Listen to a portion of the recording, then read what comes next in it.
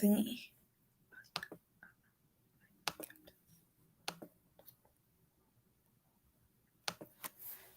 Hello there, guys. I'm like kind of bored right now, so like feel free to ask me any questions or whatever. I may stream a movie later on Discord.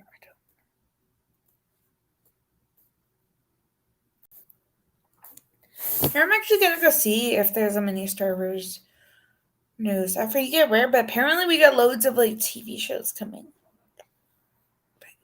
This may be like a quick stream though. My laptop's kind of low. Internet's been poopy here today. For someone, I'm in a horror server on Discord, and for some odd reason, it like kicked me off earlier. Like I'm still like in that server. Also, I just ate dinner too, like a few minutes ago.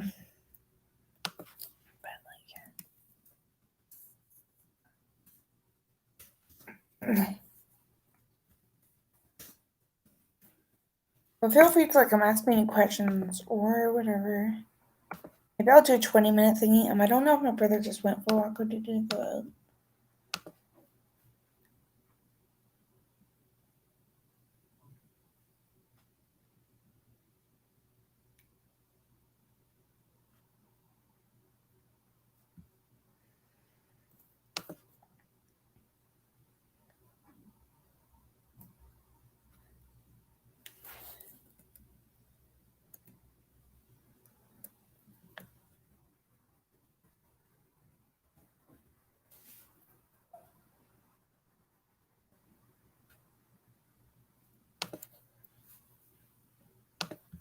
I may just break down on all these like major news thingy that we got from the Star Wars Celebration.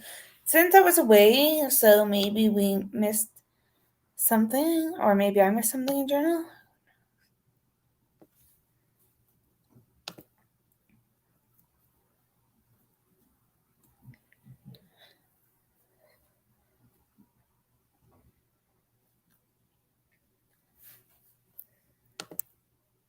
Yeah, I'm gonna share my screen.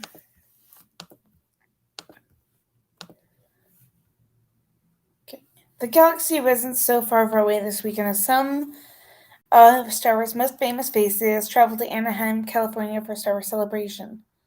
I may go next year or something, so I may be like, if I do go to Star Wars Celebration like next year or whenever the next one is, I will probably be like short videos or whatever. Maybe if I can get like a fan or two in, just like Star Wars in general, I'll be like, what was your favorite part? And then pass the laptop or whatever to them.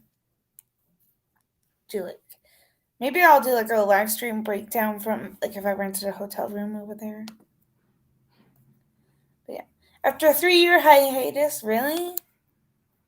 It's been 3 years, you guys? The long-running fan convention returned over Memorial Day weekend, with both fans and stars alike gathering to celebrate all things intergalactic. Yeah, hopefully I'll go next year. If not, I'll probably live stream it again if I'm around. Over the course of 4 days, Hugh McGregor, he said hello there at the audience, saying, hey guys.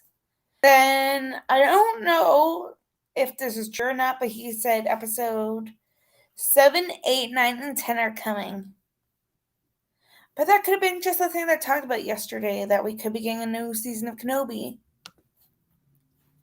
Hayden Christensen, Pedro Pascal, Rosario Dawson, and more took the stage to tease a whole universe of upcoming projects, including returning favorites like The Mandalorian, which I cannot wait for. Love my Pedro Pascal. And much anticipated shows like Ahsoka and Andor. Oh my god, guys. I cannot wait. I wonder why they didn't, like, they're shooting Ahsoka right now. So, like, I wonder why they did not announce, unless I'm being dumb and they announced it or something, who's Thrawn, who's Ezra. I have high hopes that it's probably going to be Lars Mikkelsen for Thrawn. But yeah. And maybe Mina Mastood, the Aladdin actor for Ezra. and Andor, which I'm excited for. Oh yeah, why not? Before I get into like the rest of the article or whatever, and if anybody wants to help Brent talking Star Wars like this account, let me know. I can probably send you guys like some of my information, like where to contact me. Since one of my favorite TV shows, Cobra Kai, comes out like a week after Andor, but Andor is 12 episodes, so I don't know how I'm gonna do it. I may just what I have to think still, because I may just watch like the whole entire season of Cobra Kai and then do like video reviews, like what I didn't like that thing about season 5 of each episode, and I'll probably do the same for Andor. Also, just recently, I feel like I started to have a crush on the showrunner of Andor, who did reshoots of Rogue One, and he's like executive producing Andor. Tony Gilroy. I'm weird. Entertainment Weekly breaks down the biggest news of Star Wars Celebration from castings and trailers. Oh, maybe we did get casting then, because it's the castings and trailers. To a few surprise cameos. Ewan McGregor obviously said hello there. Guys, look at, is that little Leia? I don't have my glasses on.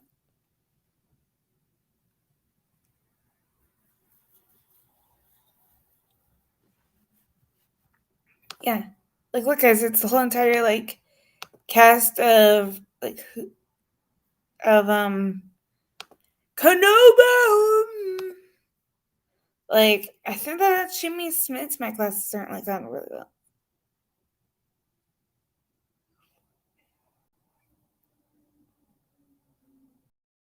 That's probably Simone.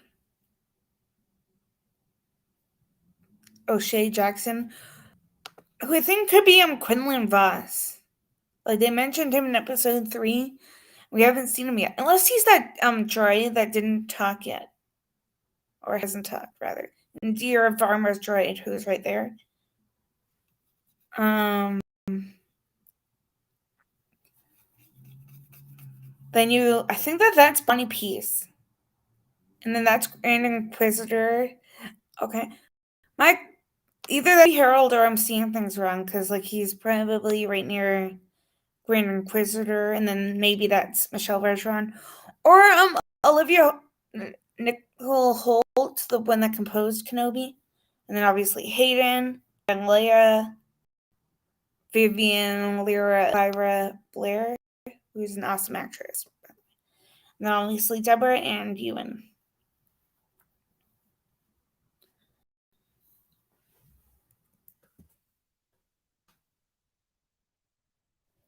Yeah, it must have said something.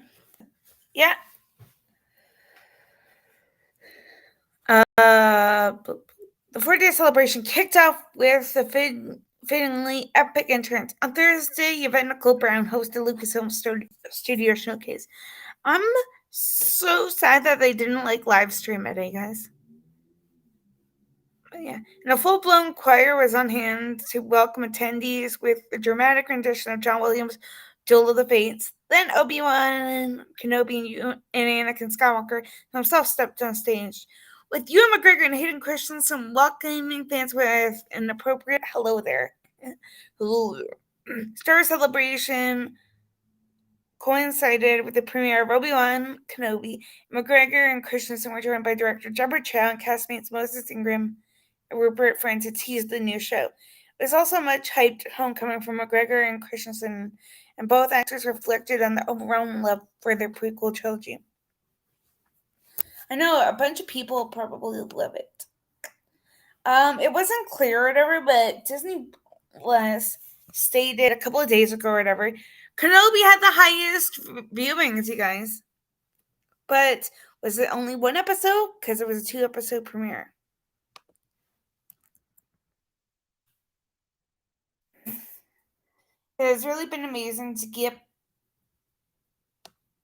back to Star Wars and getting to be here with all of you and picking up the lightsaber again, Christensen to the there's just nothing like it. It's been incredible, so thank you.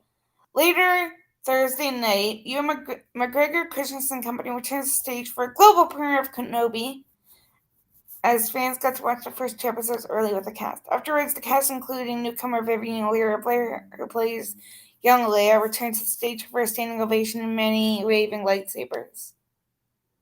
And then I guess Andor was next.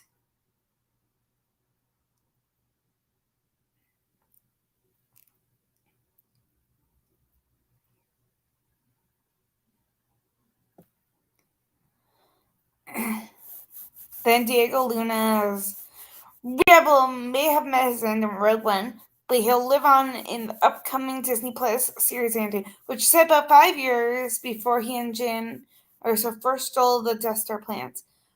Born screenwriter Tony Gilroy, my current crush. I'm weird. Is overseeing the show, which will follow Cassian Mon Mothma, played by returning Genevieve Riley, as they grapple with the rise of the Empire. The 12-episode first season will debut August 31st. And you guys, remember how Kenobi 2 episodes? That's what Andor is going to be. Like, episode 1 and 2 are going to be then. August 31st. On Disney Plus and Gilroy told the crowd that season 2 will begin shooting in November. Colonel Cassian's live up to the events of Rogue One. Alan Tudyk, sardonic droid K2SO isn't in the first season, but he's expected to pop up in the second. Luna joked that he's grateful for the job security, adding, "The beauty of the show is that there's no way they'll kill me." Sure. Disney later dropped the first teaser trailer for Andor. The show's cast also includes Adria Arjona, I think that's how you pronounce her name. Kyle Soller, Fiona Shaw, Denise Go, and Stellan Skarsgård. Succession's Nicholas Brittle is also writing the music. We saw all these cast, I'm pretty sure, in the trailer. I think Adria gets probably killed. Maybe a sister to Cassian or something. Kyle's looking at the hologram and he's also another part.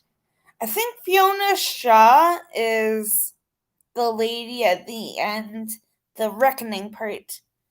Denise Go is the one that some people, including myself, like before we saw the trailer, are like critic. Because like she's wearing an Imperial thing, probably works for them unless she's a spy. She could also be an ally too. Sort of like spoilers for Kenobi, I guess, but she could be like the Indira Varma. Like seem nice and Stellan Skarsgård. And who knows what he's doing in this? Like good, bad, what?